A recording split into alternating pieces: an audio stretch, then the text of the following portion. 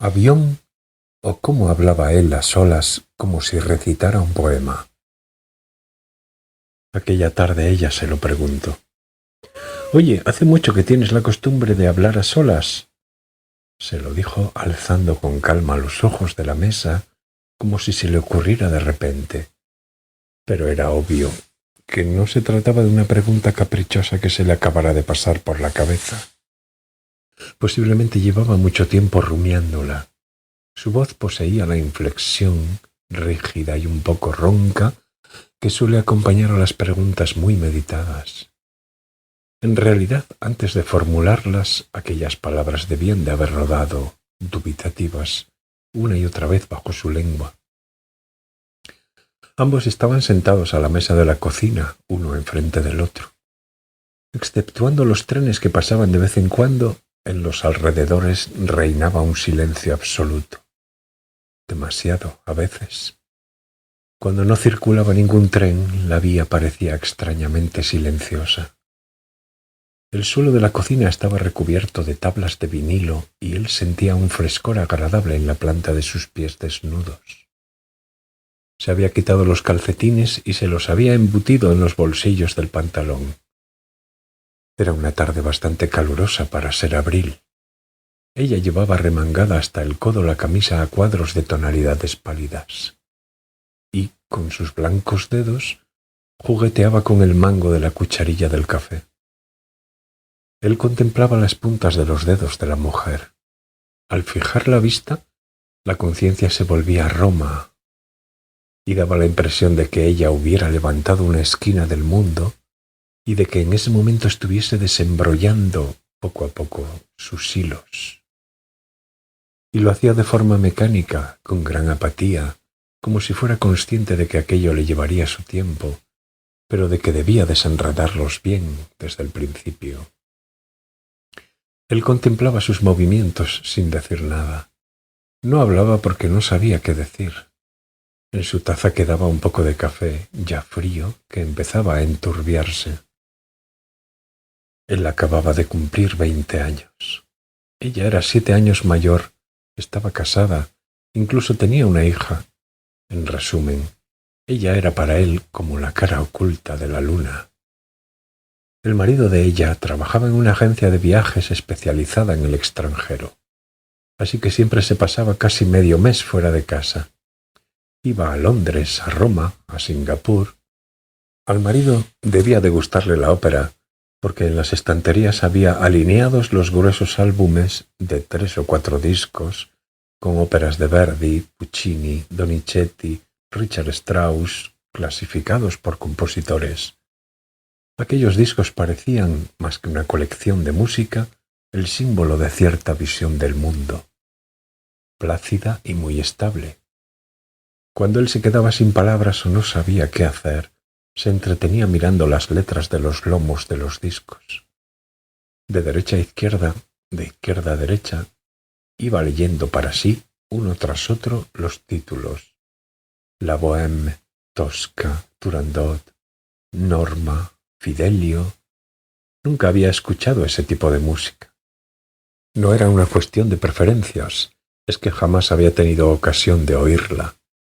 Ni en su familia ni entre sus amigos había alguien a quien le gustase la ópera. Sabía que existía y que había gente que la escuchaba, pero era la primera vez que atisbaba en ese mundo. Y tampoco es que ella fuese realmente una gran amante de la ópera. «No es que me desagrade», decía ella, «pero son demasiado largas». Junto a las estanterías de los discos había un soberbio equipo de música. Su enorme amplificador con válvula electrónica de fabricación extranjera permanecía majestuosamente inclinado esperando las órdenes como un crustáceo bien adiestrado. El equipo destacaba de modo irremisible entre los otros muebles, mucho más sencillos. Era imposible no reparar en su presencia. Los ojos se te iban hacia allí. Pero él no había oído nunca cómo sonaba. Ella no sabía dónde estaba el botón para ponerlo en marcha y a él ni siquiera se le había pasado por la cabeza tocarlo. «No es que las cosas vayan mal en casa», decía ella, lo repetía a menudo. El marido era bueno y cariñoso, ella quería mucho a su hija. Posiblemente sea una mujer feliz, concluía con calma, en tono neutro. No había sombra de intento de justificación en su discurso. Hablaba de su vida matrimonial con gran objetividad, como si se refiriera al código de circulación o a los usos horarios. Soy una mujer feliz. En mi matrimonio no hay ningún problema que pueda ser calificado como tal. ¿Y entonces por qué se acuesta conmigo?, se preguntaba él. Había reflexionado mucho sobre ello, pero no había logrado hallar la respuesta. Ni siquiera acababa de comprender a qué se refería con lo de problemas matrimoniales. A veces deseaba preguntárselo directamente, pero no sabía cómo afrontar la cuestión. ¿Qué debía decir? ¿Podía preguntarle con franqueza: si tan feliz eres, ¿por qué te acuestas conmigo? Si lo hago, seguro que se echará a llorar, decidía él. Lo hiciese o no, ella lloraba a menudo. Lloraba quedamente durante un buen rato. La mayoría de las veces él no comprendía por qué, y una vez que se echaba a llorar ya no paraba. Por más que él intentase consolarla, ella no dejaba de llorar hasta que hubiera pasado un tiempo determinado. Sin embargo, en cuanto transcurría ese tiempo, ella, por sí misma, dejaba de llorar aunque él no hubiese hecho nada. ¿Por qué serán las personas tan distintas unas de otras?, pensaba él. Había tenido relaciones con varias mujeres en su vida. Todas lloraban y se enfadaban, pero ninguna lloraba, reía o se enfadaba de la misma forma. Había similitudes, pero las diferencias eran mucho mayores. Por lo visto no guardaba ninguna relación con la edad. Era la primera vez que iba con una mujer mayor que él, pero la edad había resultado ser menos importante de lo que suponía. Mucho mayor sentido parecían tener las inclinaciones propias de cada uno, y concluyó que esa era una clave importante para descifrar el misterio de la vida. Cuando ella dejaba de llorar, solían hacer el amor. Ella solo tomaba la iniciativa después de haber llorado. En otros casos era él quien la buscaba a ella. La mujer a veces se negaba, sacudía la cabeza en silencio, sin decir palabra. En esas ocasiones sus ojos parecían la luna blanca del anochecer que flota en un rincón del cielo. Una luna plana y sugerente que se estremece ante el grito de un pájaro en el crepúsculo. Al mirar aquellos ojos, él no podía decir nada más. Aunque lo había rechazado, no sentía ni irritación ni disgusto. Cosas que pasan, se limitaba a pensar. A veces, en su fuero interno, incluso sentía alivio. En esas ocasiones, sentados ante la mesa de la cocina, hablaban en voz baja mientras se tomaban un café. Normalmente era una charla entrecortada. Ninguno de los dos era muy hablador y apenas tenían temas en común. Ahora él ya no recuerda de qué diablos hablaban entonces, solo que la charla era entrecortada. Y mientras hablaban, pasaba un tren tras otro al otro lado de la ventana. Sus encuentros sexuales eran siempre silenciosos y tranquilos. Estaban desprovistos, en cierto sentido textual del término, de placer carnal. Mentiríamos si hablásemos de un acto sexual falto de placer carnal, claro está. Pero allí se entremezclaban demasiadas ideas distintas, demasiados elementos, demasiados estilos. Era diferente del sexo que él había practicado hasta entonces. Le recordaba un pequeño cuarto. Un cuarto agradable, pulcro y ordenado, acogedor. Del techo colgaban hilos de colores. Cada uno tenía una forma distinta, una longitud diferente. Todos le invitaban al placer, lo excitaban. Deseaba tirar de uno. Todos los hilos aguardaban a que él tirara de ellos. Pero él no sabía de cuál tirar. Todos le daban la sensación de que, al tirar de cualquiera de ellos, una visión fantástica se abriría ante sus ojos y, a la vez, le hacían pensar que todo podía perderse en un instante. Y eso le sumía en una gran confusión. Y, mientras dudaba, Los días iban llegando a su fin. Aquella desconcertante situación era superior a sus fuerzas. Hasta entonces él había vivido según su sistema de valores, pero mientras permanecía en aquel cuarto con aquella mujer silenciosa y mayor que él en sus brazos, oyendo el ruido que hacían los trenes al pasar, se sentía perdido en medio de un caos opresivo. ¿Amo a esta mujer?, se preguntaba a menudo. No lograba hallar una respuesta convincente. Lo único que lograba entender era lo de los hilos de colores que colgaban del techo del pequeño cuarto. Estos sí que estaban allí. Cuando aquellos extraños encuentros llegaban a su fin, ella siempre echaba un vistazo al reloj. Aún en sus brazos, apartaba ligeramente el rostro y se volvía hacia el despertador junto a la cabecera de la cama. Un radiodespertador de color negro con la FM incorporada. En aquella época, los números de los radiodespertadores aún no eran digitales y consistían en unas laminillas rectangulares que se sucedían las unas a las otras con un pequeño chasquido. Cuando ella miraba el reloj, un tren pasaba cerca de la ventana. Era muy extraño, pero cada vez que ella echaba una ojeada al reloj, se oía sin falta el traqueteo del tren. Como un acto reflejo fatal, ella miraba el reloj, pasaba un tren.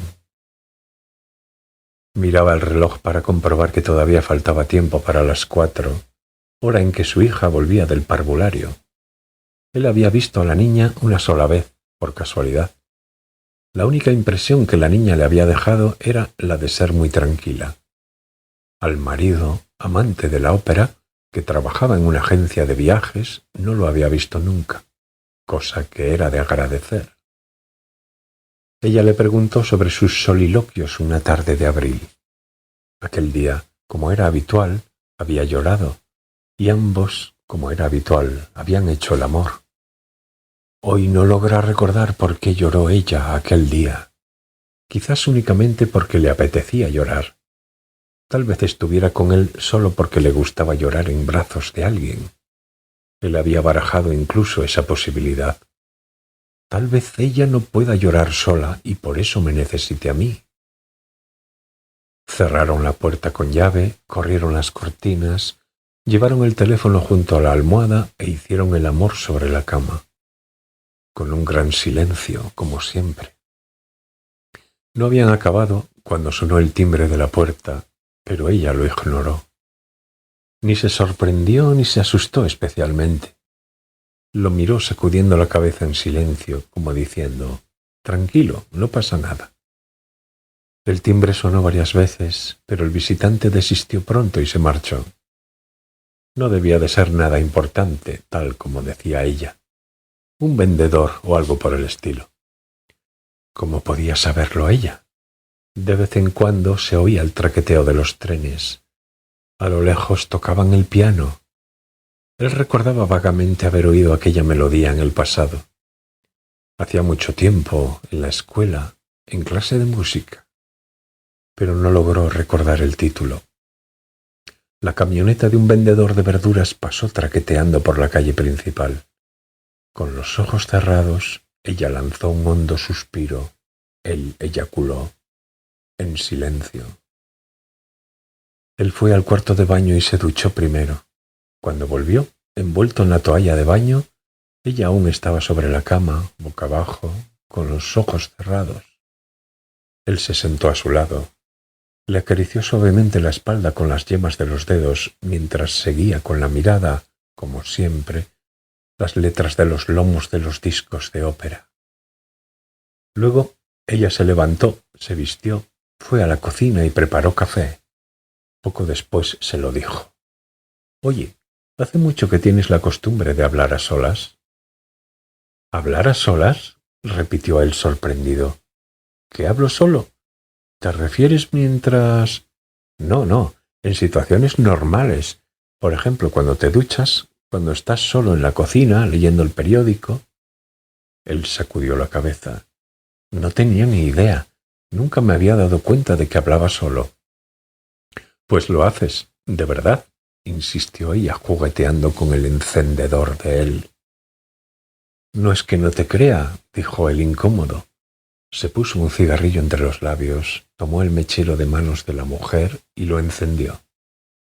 Hacía poco que había empezado a fumar Seven Stars y lo hacía porque el marido de ella fumaba Seven Stars. Él, hasta entonces, había fumado Short Hope. No es que ella le hubiese pedido que cambiara de marca, se le había ocurrido a él. Pensaba que eso simplificaba las cosas, tal como había visto hacer en los seriales de la televisión. De pequeña yo también solía hablar conmigo misma. ¿Ah, sí? Pero mi madre me quitó esa costumbre. Lo que haces es muy feo, me decía siempre. Cada vez que hablaba a solas me reñía severamente. Te meteré dentro del armario, me gritaba. Y a mí el armario me daba mucho miedo. Era oscuro y olía a moho. También me pegaba a veces. Me golpeaba con la regla en las rodillas. Y vaya si lo logró. Lo dejé del todo. Tanto que, un buen día, me encontré con que, aunque quisiera, era incapaz de hablar conmigo misma. Él permanecía callado, sin saber qué decir. La mujer se mordió los labios. Incluso ahora, en cuanto va a escapárseme una palabra, voy y me la trago. Es como un acto reflejo, por culpa de lo mucho que me riñeron de pequeña. Pero no lo entiendo. ¿Qué diablos había de malo en hablar a solas? Son palabras que salen de modo espontáneo y nada más. Si ahora mi madre viviera, se lo preguntaría. Dime, ¿qué había de malo en ello? ¿Ha muerto? Sí, dijo, pero me gustaría que me lo explicara. ¿Por qué me hizo aquello? Ella siguió jugueteando con la cucharilla del café. Luego lanzó una ojeada al reloj que colgaba en la pared. En cuanto miró el reloj, volvió a pasar un tren. Esperó a que hubiera pasado de largo y dijo: el corazón de las personas es como un pozo muy profundo. Nadie sabe lo que hay en el fondo. Solo podemos imaginárnoslo mirando la forma de las cosas que, de vez en cuando, suben a la superficie. Por un instante los dos pensaron en un pozo. ¿Y qué digo cuando hablo a solas?, le preguntó él. ¿Por ejemplo? Pues a ver, contestó ella sacudiendo varias veces la cabeza despacio, como si comprobara el estado de sus articulaciones. Pues hablas, por ejemplo, de un avión. ¿De un avión? Sí, dijo ella, de un avión que vuela por el cielo. Él se rió. ¿Por qué iba a hablar yo de un avión? Ella también rió, y, con el dedo índice de cada mano, midió la longitud de un cuerpo imaginario que flotara en el aire. Era una de sus manías. A veces él también lo hacía. Se lo había contagiado a ella. Pues hablas muy claro. ¿De verdad que no te acuerdas? No, de verdad que no. Ella cogió un bolígrafo de encima de la mesa y estuvo jugueteando un rato con él, pero pronto volvió a mirar el reloj. Durante aquellos 5 minutos, las agujas habían avanzado exactamente sus 5 minutos reglamentarios. Hablas a solas como si estuvieras recitando un poema. Al decirlo, ella se ruborizó. A él le pareció chocante que hablar de sus soliloquios la hiciera enrojecer. Yo hablo a solas como si recitara un poema, dijo él. Ella volvió a coger el bolígrafo. Era un bolígrafo de plástico amarillo que llevaba impresas unas letras sobre el 10º aniversario de la fundación de la sucursal de un banco. Él le señaló el bolígrafo. Oye, si vuelvo a hablar a solas, apunta lo que digo, ¿vale? Ella lo miró fijamente a los ojos. ¿De verdad quieres saberlo? Él asintió. Ella cogió el bloc de notas y empezó a escribir algo con el bolígrafo. Lo movía despacio, pero sin titubear ni detenerse un instante. Mientras tanto, con la mejilla apoyada en la palma de la mano, él contemplaba las largas pestañas de la mujer. Ella parpadeaba a intervalos irregulares una vez cada tantos segundos. Contemplando sus pestañas, aquellas pestañas que poco antes habían estado anegadas en lágrimas, se lo preguntó una vez más. ¿Qué sentido tiene acostarme con ella? Le asaltó un extraño sentido de pérdida, como si una parte de un complejo sistema se hubiera convertido en algo terriblemente simple. Si sigo así, quizá ya no vuelva a ser capaz de ir a ninguna parte, pensó, y se sintió paralizado por el terror. Tuvo la sensación de que su propio yo iba a deshacerse. Sí, él era joven como el barro recién formado y hablaba a solas como si recitara un poema. Cuando terminó de escribir, la mujer le pasó el bloc de notas por encima de la mesa. Él lo tomó. En la cocina, el rastro de la imagen que algo desconocido había impreso en el fondo de sus pupilas contenía el aliento, inmóvil. Cuando estaba con aquella mujer, él percibía a veces la presencia de esa imagen, la imagen que había dejado atrás algo que se había perdido en algún lugar, algo que él no recordaba. «Me lo sé de memoria», dijo ella. «Aquí tienes tu soliloquio sobre un avión». Él lo leyó en voz alta. «El avión, vuela el avión, yo en el avión, vuela el avión. Pero aunque vuele, ¿es el cielo el avión?» «¿Todo esto?», le preguntó boquiabierto. «Pues sí, todo esto», dijo ella. «No me lo puedo creer. Que diga tantas cosas y que no me dé ni cuenta», repuso él. Ella se mordisqueó el labio inferior y luego esbozó una sonrisa. «Pues las has dicho». Él suspiró. «Qué raro. Y mira que nunca antes había pensado en aviones. No recuerdo haberlo hecho jamás. ¿Por qué me habrá venido de pronto un avión a la cabeza?» «No lo sé, pero en la ducha estoy segura de que decías eso. Así que, si tú no pensabas en un avión, era tu corazón el que, en lo más recóndito de un bosque lejano, pensaba en él.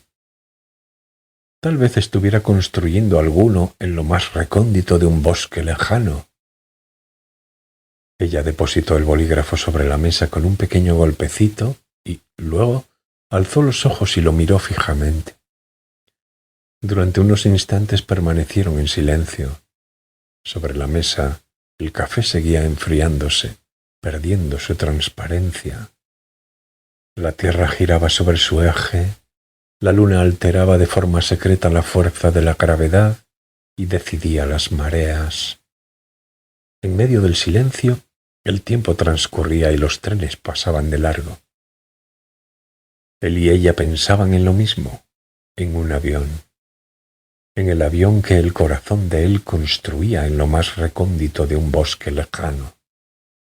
En su tamaño, en la forma que tenía, en el color del que estaba pintado, en el lugar al que se dirigía y en quién montaría en él. En el avión que estaba esperando a alguien en lo más recóndito de un bosque lejano. Poco después, ella volvió a echarse a llorar. Era la primera vez que lloraba 2 veces en un mismo día, y la última. Para ella fue algo excepcional.